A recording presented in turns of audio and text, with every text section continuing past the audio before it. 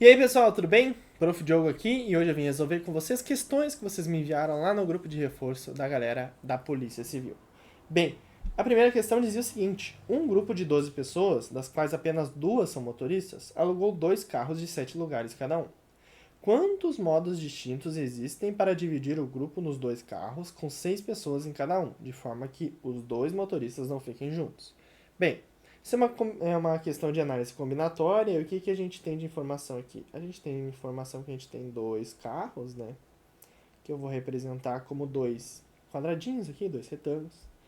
E o que mais que a gente tem? A gente tem um grupo de 12 pessoas, das quais apenas dois são motoristas. Então eu posso chamar de motorista A e de motorista B. E já posso colocar o motorista A em um carro e B no outro, porque eles não podem ficar no mesmo carro. Porque se eles ficarem, o outro carro vai ficar sem motorista, né? Então já boto um motorista no carro A e um motorista no carro B. Então já temos dois motoristas. Agora o que me resta? Das 12 pessoas que eu tinha, eu vou ter que tirar duas, que são os motoristas, e agora eu tenho no total 10 pessoas para acomodar nos carros. Ou seja, no carro A vai ter que ir 2, 3, 4, 5 pessoas. E no carro B vão ter que ir 2, 3, 4, 5 pessoas. Porque 5 mais 5 dá 10. Com o motorista A e o motorista B, fecham as nossas 12 pessoas. Então, como é que eu faço para fazer essa divisão dessas 10 pessoas nesses dois carros? Pois bem, se eu tenho 10 pessoas e eu quero escolher 5 para vir no carro A, eu vou ter que fazer a combinação de 10, escolhe 5. Então a minha conta vai ser o seguinte: 10 fatorial sobre 5 fatorial, 10 menos 5 fatorial. Então eu tenho que calcular quanto é que vai dar essa brincadeira. Eu posso fazer o seguinte, ó: 10 vezes 9 vezes 8 vezes 7 vezes 6 vezes 5 fatorial, ou seja, abrir o 10 fatorial até chegar no 5 fatorial, para que dessa maneira eu tenho que dividir por 5 fatorial, e 10 menos 5 é 5 fatorial também. E aí eu posso cortar um 5 fatorial, aí já simplifique um pouquinho a minha conta. Agora eu tenho o quê? 10 vezes 9 vezes 8 vezes 7 vezes 6 dividido por 5 fatorial, é a mesma coisa que 5 vezes 4 vezes 3 vezes 2 vezes 1. Bom, dividido por 1 é a mesma coisa, então eu posso cortar. Ok. O 10, eu posso fazer o seguinte, ó: 10 dividido por 5 dá 2. Então eu posso apagar o 10, apagar o 5 e botar só o 2 lá em cima. Só que eu vou multiplicar por 2 e eu vou dividir por 2 aqui embaixo. Então eu posso cortar esses caras também. Então, corta aqui, corta aqui. Tá virando meio que um jogo isso, né? 4. Eu posso fazer que 8 dividido por 4 dá 2. Então eu posso apagar o 8 e o 4 e escrever o 2 lá em cima. Né? 2. E o 3 eu posso simplificar com 9 ou com 6. Eu vou simplificar com 6. Então 6 dividido por 3 dá 2. Então posso apagar esse cara aqui, apagar aqui e colocar 2. Então ficaria tudo dividido por 1, que é a mesma coisa que não dividir, né? Então a gente teria 9 vezes 2 vezes 7 vezes 2. Então 9 vezes 2 dá 18, vezes 7 vezes 2 dá 14. Agora é só fazer 18 vezes 14. 8 vezes 4, 32, sobe o 3. 1 vezes 4, 4. Mais 3, 7. Põe um 0. 1 vezes 8, 8. 1 vezes 1, 1. Então 2, 5, 2. 252. Portanto, a resposta na nossa questão seria letra B, 252. Porque, fazendo a combinação, eu escolheria 5 pessoas para irem no carro A. E aí as outras 5, obviamente, iriam no carro B. Essa é uma maneira de resolver.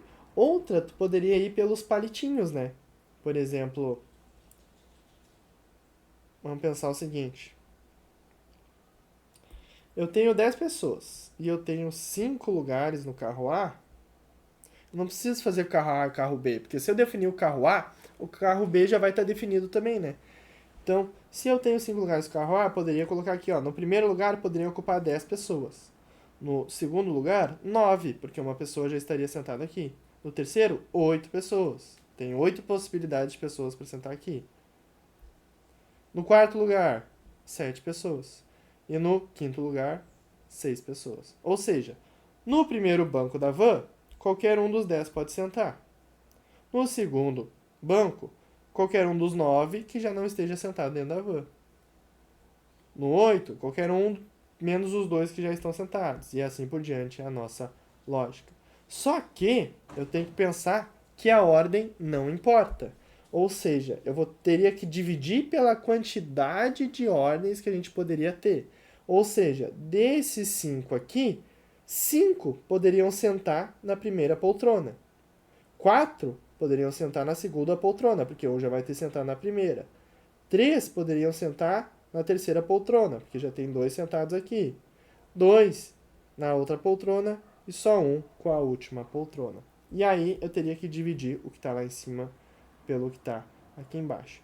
É basicamente o que a gente fez, né, com a fórmula da combinação, mas caso tu goste mais de trabalhar com palitinhos, poderia fazer assim também, tá? A gente chegaria nessa divisão aqui. E aí, é só fazer aquele processo de simplificação que a gente fez, né? 10 dividido por 5 dá 2, então seria pagando aqui e colocando 2 lá em cima. O 8 dá para dividir por 4, que dá 2, então eu apago o 4, apago o 8, coloco 2. O 3, a gente simplificou com o 6, né? 6 dividido por 3 dá 2, então eu poderia simplificar apagando 3 e apagando 6 e colocando um 2. Um dos dois eu posso simplificar com 2, que está lá embaixo. Então vou simplificar isso aqui e dividir por 1 a mesma coisa que não fazer nada. Então ficaria a mesma conta, olha só. 2 vezes 9 vezes 2 vezes 7, que estava 18 vezes 14, que isso aqui era igual a 252. Tá bem? Duas formas de fazer essa questão. Basicamente, tinha que fazer o que então? Motorista A vai num carro, motorista B no outro, e aí agora eu tenho que escolher das 10 pessoas, 5 para irem no carro A. E aí as outras 5 vão ir no carro B. Como é que eu faço isso? Combinação. Posso usar a fórmula. Ah, eu sou ruim decorando fórmula? Usa os palitinhos. Só lembra que a gente tem que dividir pela quantidade de pessoas sentando no banco, né? Se eu tenho 5 pessoas no carro, pode ter variações dessas pessoas dentro dos bancos do carro. Então, no primeiro banco pode ser que sente o Diogo, mas na próxima, mas poderia sentar a Maria. Só que seria a mesma combinação em ordens diferentes, sabe? Então a gente tem que eliminar essas repetidas, tá bem? Então, basicamente é assim que se resolve a primeira questão. Chatinha também. Se a gente for olhar no site de questões, a galera tá reclamando por questão interpretativa aqui, mas eu acho que essa era a forma que a banca estava pedindo de fazer, tá bem? E aí agora a gente tem uma segunda questão, que é o seguinte.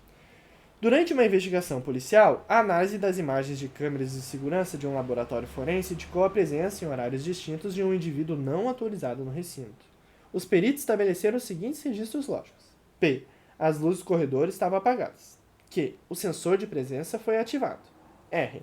A porta do arquivo foi aberta. S. O alarme de movimentação foi disparado. Além disso, o relatório de perícia apontou que, sempre que o sensor de presença foi ativado, as luzes estavam apagadas ou a porta do arquivo foi aberta. 2. O alarme de movimentação só é disparado se o sensor de presença for ativado e a porta do arquivo estiver aberta. 3.